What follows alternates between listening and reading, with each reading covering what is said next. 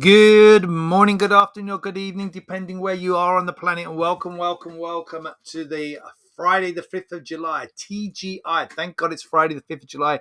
Bull versus Bear webinar. Steve Minder here in the Call for Trade Day.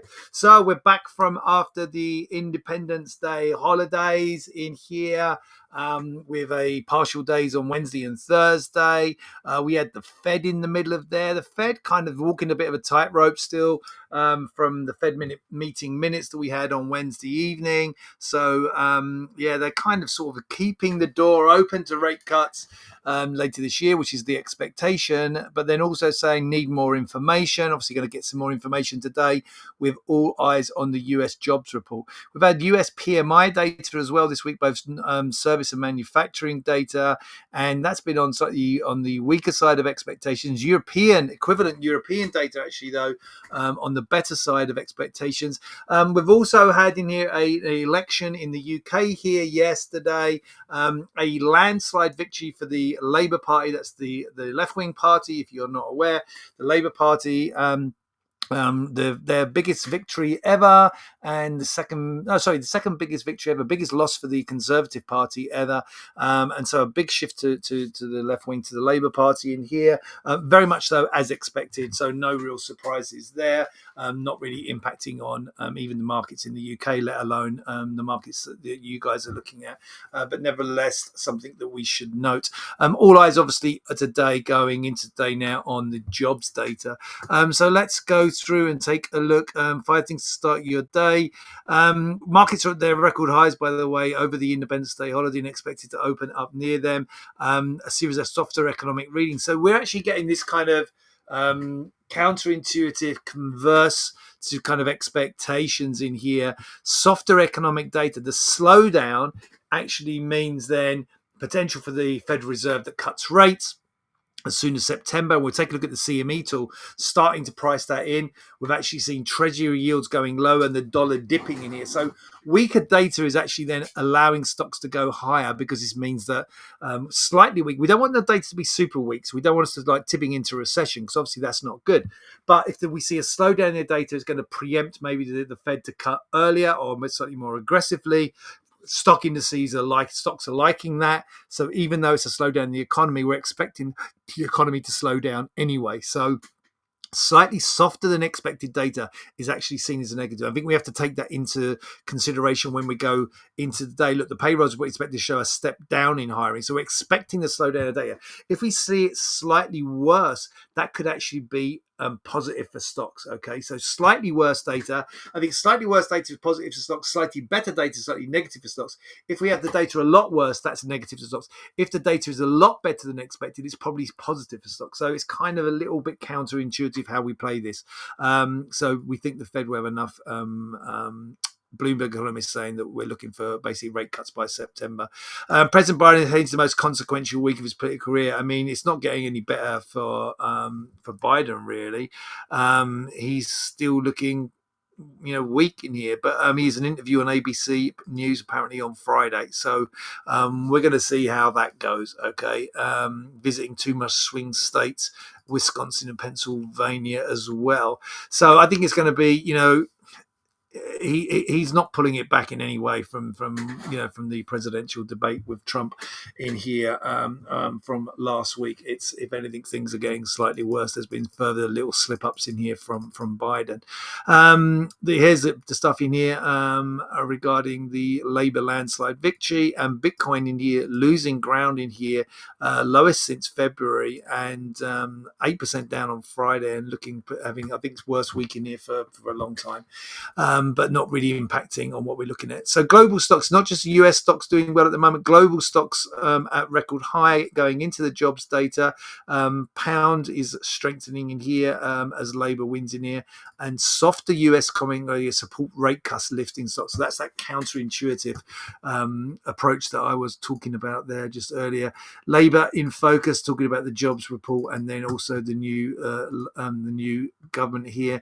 US employment, wage growth expected to moderate. So we are expecting, let's actually, I've skipped the calendar, haven't I? Let me just pop out the calendar. Oops, no, that's no good in here.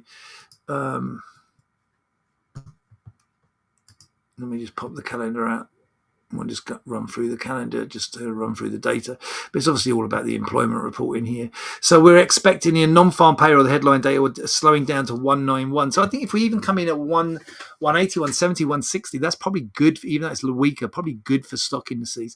Up to 200, maybe into the low 200s, that's probably okay. If we start going up to 230, 240, 250, then the market might not like that actually. Even though it's showing a stronger labour market, it might mean that then we get a backing off by the backing off from the Fed on cutting so early. So we're going to be watching that. Obviously, key focus today coming up in about 54 minutes now. That's going to be the spotlight for today. So yeah, just going back to where we were though. World stocks at record high, US landslide, and then obviously payrolls in the spotlight.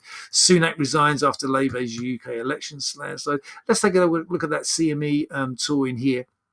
And we'll go to September first of all. You can see in here, this has been sitting around about a third, about 30% for the market to be unchanged. Sorry, rates to be unchanged at the September meeting. And now we're down to 25%. If we go and take a look, I'm just going to dupe this and we'll take a look at the historical in here. We're going to take a look at the historical. And we go for the chances of the rate cut. In here, look, you can see how it's leapt since the Fed meeting minutes in here. So a leap higher in here after the Fed meeting minutes for that rate cut down to 500, 525s in here. So more of an expectation of that. So now the expectation up at 70%, we're sitting around 60, 65% previous, over 70% now that we get a rate cut at that meeting. If we go back in here now to the end of the year, that's sitting about the same as it was in here. Let's jump to the historical. Let's do the current. In here, and we go to the December meeting, and we're seeing here there's about 30% chance that we only get one rate cut in here. So sorry, 30% chance of one rate cut or none. Okay, and now the rest in here, so about 70% chance that we get two rate cuts. So if we go to here to the 475 to 500 in here on the December.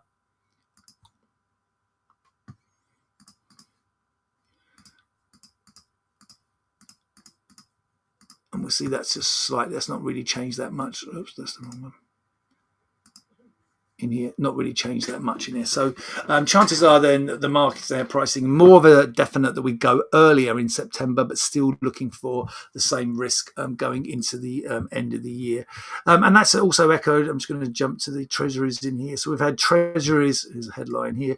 So treasuries advance, they're going up in price. Treasuries advancing to lower yields. Yeah. Report is what is a cooling labour market, and money markets see first rate cut now nailed on in September. That's what we've been talking about there, and we can see this in here on the bond market. We see the bond market going to lower yields. So that's when it says advance, we're going advance in price is down the yield. So returning back to this breakout. Remember we had this breakout, we were sat in here a couple of weeks ago and we were talking about a potential breakout from this area. We did break to higher yields. We just pipped above the level here. We didn't get above this equivalent level on the price, which is below, that's a support, remember, on price. And then we've retreated from a little poke at that level on yield. But if we go to the actual bond market chart on the futures in here, we'll see we held that support in here and we've rebounded from it and going higher again in here going into today. And even though we say negative here on treasuries in here, we've had this rebound, what we're saying negative, but it's getting close to flipping this back to positive in here with the strong rebound we've seen more recently. And we can see that if we go to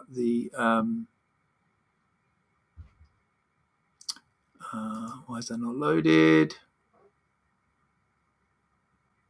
I have to come back to that.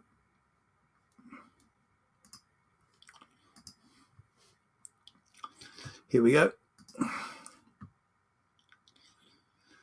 So you can see, look, we held this, that's the equivalent of that yield high we pointed out here, this yield high, which we can just poked on in yield on the futures market. We didn't get below that and we rebounded off of that this week and then higher again in here this morning. So higher prices in here, we could, if we're edging up towards this, like this an important level up here, like 110.16, if we can get up there, then that should help stocks. Okay, but it's all going to be on, obviously, on the payroll data. We'll stay bullish on stocks, obviously back up at highs in here on the S&P and the NASDAQ, new highs in here over the holiday season, looking bullish again and pointing higher as we go into the data.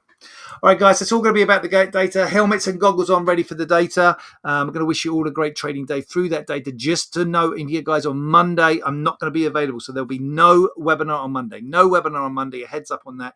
No webinar on Monday. Be back with you on Tuesday. Hope it goes well for you through the payroll data and have a great weekend too. Take care. Bye.